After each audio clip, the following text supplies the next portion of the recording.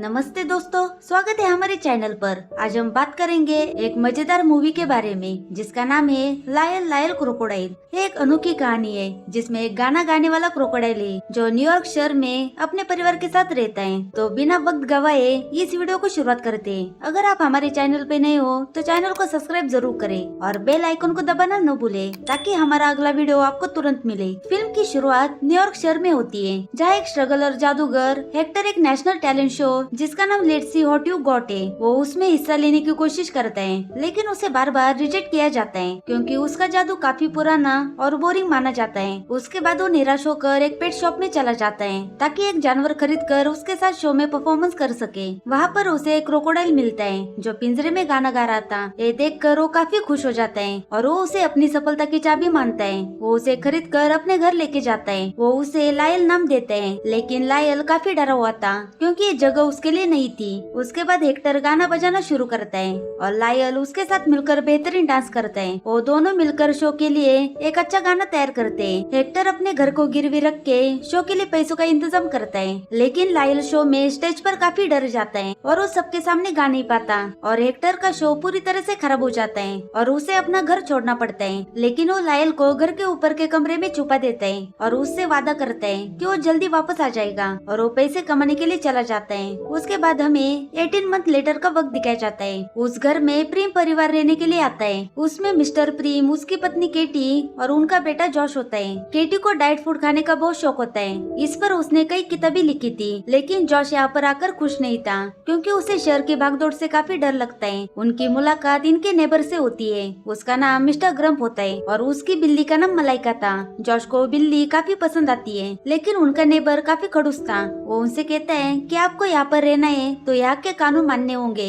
नहीं तो मैं पुलिस को बुला लूंगा। वही जॉश को नए शहर में अपनी नई जिंदगी और स्कूल में दोस्त बनाना बहुत मुश्किल फील करता है। जब रात में जॉश अपने कमरे में सो रहा था तभी उसे ऊपर के कमरे से कुछ अजीब सी आवाजें आने लगती है। तब वो ऊपर के कमरे में जाता है और उसे कांच के डिब्बे में लायल दिखता है जो मूर्ति बनने का नाटक कर रहा था। उसे देखकर जॉश को लगा भी कि एक क्रोकोडाइल नकली है, इसलिए वो वहाँ से चला जाता है। जॉश अगले दिन स्कूल में चला जाता है। वो दिन भर अकेले ही बैठा होता है क्योंकि उसे दोस्त बनाना नहीं आता और उसका स्कूल का दिन काफी खराब जाता है। रात में जॉश अपने कमरे में होता है तभी उसके खिड़की में उनके नेबर की बिल्ली आती है और वो जॉश ने रखा हुआ दूध पी लेती है। तभी उसे फिर से ऊपर के कमरे से आवाजें आने लगती है, इसलिए जॉश बिल्ली को लेकर ऊपर के कमरे में चला जाता है। तभी इन्हें वहाँ पर लायल हिलते हुए दिखाई देता है। बिल्ली लायल को देखकर उसके ऊपर कूद जाती है। लायल घबरा कर अपना मुंह खोलता है और बिल्ली सीधे उसके पेट के अंदर चली जाती है। ये देखकर जॉश के होश उड़ जाते हैं। लायल घबरा कर वहाँ से भागने लगता है और जॉश बिल्ली को छुड़वाने के लिए उसका पीछा करता है। उनकी आवाज सुनकर उनके नेबर को शक होने लगता है कि जरूर कुछ तो गड़बड़ है। जॉश लायल का पीछा करते हुए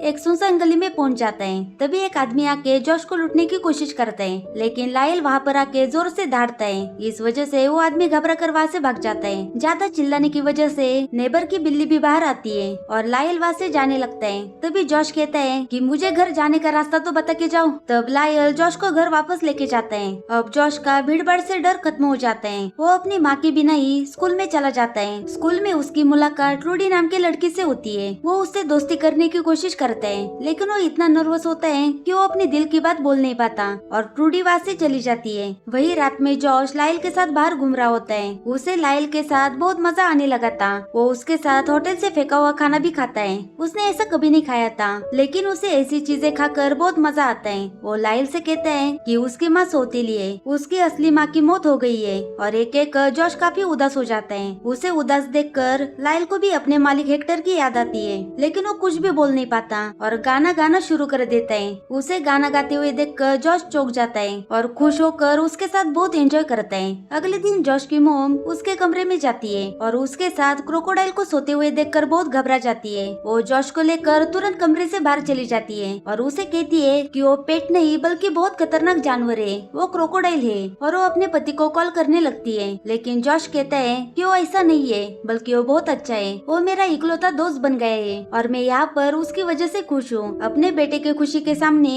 उसकी मॉम को कुछ मायने नहीं रखता, इसलिए वो मिस्टर प्रेम को कुछ नहीं बताती। जॉश अगले दिन स्कूल में चला जाता है और केटी घर में अकेली होती है। तभी उन्हें कुछ आवाजें आने लगती है। वो हाथ में झाड़ू लेके ऊपर की ओर चली जाती है। तब वो देखती है कि लायल तो बाथटब में मजे से नहा रहा है। वो घबरा कर जोर जोश से चिल्लाते हुए नीचे की ओर आती है। लायल भी उसके पीछे जाता है और उसके लिए गाना गाता है और गाना गाते हुए खाना भी बनाता है। लायल केटी के साथ डांस भी करता है। ये देखकर उसे अपने पुराने दिन याद आते हैं और उसे लायल के साथ डांस करके बहुत खुशी होती है। वो दोनों साथ में केक बनाते हैं और केटी लायल की पेंटिंग बनाती है। रात के समय मिस्टर प्रिम केटी को इतना खुश देखकर हैरान हो जाते हैं, क्योंकि केटी को इतना खुश उन्होंने काफी समय से नहीं देखा था। मिस्टर प्रिम सोने के बाद केटी, जॉश और लायल चुपके से बाहर घूमने जाते हैं और काफी एंजॉय करते हैं। वही उनका नेबर अपनी बिल्ली की सेफ्टी के लिए घर के बाहर कैमरे लगवाता है, क्योंकि उसे लगता है कि आजकल उसकी बिल्ली को कोई तो खाना खिला रहा है, जिस वजह से उसकी बिल्ली की तबीयत बिगड़ जाती थी। वही केटी अपनी पति को लायल से मिलवाती है। मिस्टर प्रिम क्रोकोडाइल को देखकर इधर उधर भागने लगते हैं। तभी घर के दरवाजे पर हेक्टर आता है। उसे देखकर लायल उस पर नाराज हो जाता है, क्योंकि हेक्टर ने उसे वादा किया था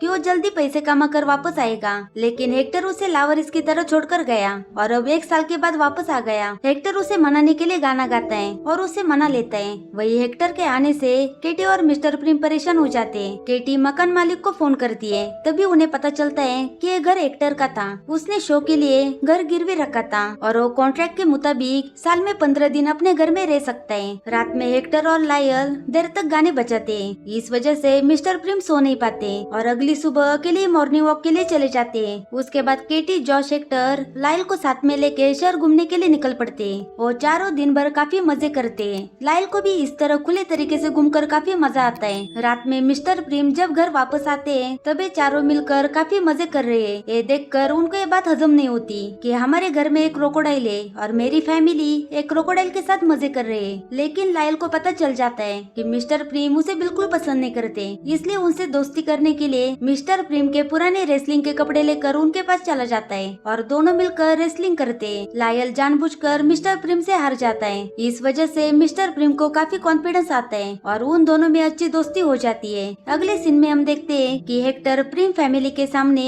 अपना मैजिक शो परफॉर्म करता है और लायल के साथ मिलकर गाना गाता है। अब हेक्टर को लगता है कि लायल स्टेज पर सबके सामने परफॉर्मेंस करने के लिए बिल्कुल तैयार है, क्योंकि प्रिम फैमिली ऑडियंस थी और लायल ने उन सबके सामने गाना गाया था और हेक्टर उसे तैयार करके शो करने के लिए निकल पड़ता है। लेकिन जॉश हेक्टर को कहता है कि इसे सिर्फ फैमिली की जरूरत है, लेकिन हेक्टर उसकी बात नहीं मानता और उसे लेकर शो करने के लिए चले जाते हैं। लेकिन कुछ देर बाद हेक्टर लायल को लेकर वापस आता है। हेक्टर प्रिम फैमिली को कहता है कि मुझे लगा कि लायल का डर निकल गया, लेकिन स्टेज पर जाने के बाद वो फिर से डर गया, इस वजह से हमारा शो फिर से खराब हो गया। जॉश लायल को गले लगा कर कहता है कि मुझे कोई फर्क नहीं पड़ता कि तुम गाओ या ना गाओ, तुम मेरे लिए हमेशा बेस्ट ही रहोगे। वही प्रिम फैमिली का नेबर अपने घर में पड़ोसी की मीटिंग रखता है और प्रिम फैमिली पर इल्जाम लगाता है कि ये लोग कोई तो जरूर छुपा रहे हैं। इनके घर से रात में बहुत शोर होता है, इसलिए हमें प्रिम फैमिली को यहाँ से निकाल देना चाहिए। मिस्टर प्रिम इस पर कुछ कह नहीं पाते। तभी हेक्टर वहाँ पर आता है और वो सभी लोगों से कहता है कि ग्रम्प ने पड़ोसी के घर में ताकाझाकी करने के लिए सीसीटीवी कैमरे लगा रखे और उसने किसी से भी इस बात के लिए परमिशन नहीं ली, और अगर मैं आपकी जगह होता तो मैं सीधा पुलिस के पास जाता।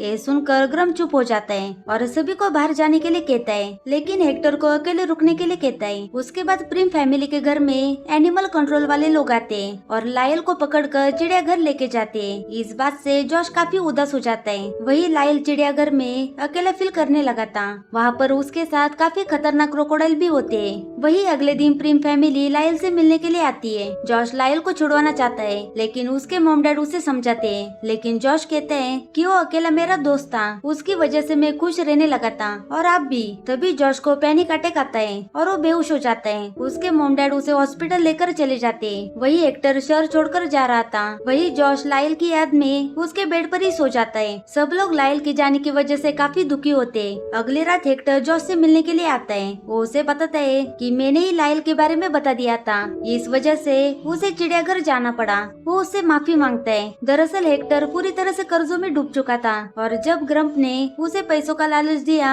तब उसने मजबूरी में ग्रम्प से पैसे ले लिए। लेकिन अब उसे अपनी गलती का एहसास हो चुका था और वो लायल को छुड़वाना चाहता है। लेकिन जॉश को उससे नफरत होने लगी थी, इसलिए वो घर के अंदर चला जाता है। लेकिन जाते वक्त हेक्टर कहता है कि मैं तुम्हारा 4 बजे चिड़ियाघर के बाहर इंतजार करूंगा। उसके बाद हेक्टर 4 बजे जॉश का वेट कर रहा था, लेकिन जॉश वहाँ पर नहीं आता, इसलिए वो अकेले चिड़ियाघर में घुस जाता है। अंदर जाके उसने अपने आप को हथकड़ियाँ लगा ली। जब सिक्योरिटी गार्ड उसे छुड़वाने की कोशिश कर रहा था तो हेक्टर ने बड़ी चालाकी से वह हथकड़ी उसके हाथों में पहना दी और चाबियां चुरा कर क्रोकोडाइल के पिंजरे में चला जाता है। वो लायल को आवाज देने लगता है, पर बाकी खूंखार क्रोकोडाइल उसका शिकार करने के लिए आगे बढ़ते हैं। तभी जॉश भी वहाँ पर आता है। उसकी आवाज सुनकर लायल भी बाहर आता है, लेकिन लायल हेक्टर को नहीं बचाना चाहता क्योंकि हेक्टर ने उसे धोखा दिया। वो उसे मतलबी इंसान मानता है। तब जॉश कहता है कि वो तुम्हारी मदद तभी करेगा जब तुम अपनी गलती सुधारोगे। तब हेक्टर लायल से माफी मांगता है और लायल से कहता है कि मेरे लिए नहीं, पर तुम्हें अपनी फैमिली यानी कि प्रिम फैमिली के लिए यहाँ से भागना होगा। जॉश को तुम्हारी जरूरत है। ये सुनकर लायल उनके साथ भागने के लिए तैयार हो जाता है और वो दूसरे क्रोकोडाइल को एक ही झटके में उठाकर फेंक देता है और हेक्टर को बचा लेता है। वो तीनों यहाँ से भाग निकलते हैं, लेकिन बाहर पुलिस उनका इंतजार कर रही थी। तभी हेक्टर जॉश को कहता है कि तुम इसे लेकर यहाँ से भाग जाओ, मैं पुलिस वालों को संभालता हूँ। लेकिन जॉश कहता है कि हम ऐसे कब तक भागेंगे, लायल की असलियत दुनिया के सामने लानी होगी। तभी जॉश को अपने स्कूल के डांस शो वाली बस दिखाई देती है। तब वो समझ जाता है कि लायल की असलियत सामने लाने का यही सही मौका है। हेक्टर ने अपने जादू से पुलिस वालों का ध्यान भटकाया। तब जॉश लायल को लेकर हेक्टर की गाड़ी चमक चलो पर बैठकर वहाँ से भाग निकलते हैं। फिर ये दोनों शो पर पहुंच जाते हैं। तभी जॉश ट्रूडी की मदद से वो स्टेज के पास पहुंच जाता है। ट्रूडी लायल को देखकर शॉक हो जाती है। आखिरकार जॉश लायल को लेकर स्टेज पर पहुंच जाता है। सभी लोग क्रोकोडाइल को देखकर काफी डर जाते हैं। तभी जॉश लायल को गाना गाने के लिए कहता है, लेकिन लायल इतने सारे लोगों को देखकर काफी डर चुका था। पुलिस भी लायल को पकड़ने के लिए पहुंच चुकी थी।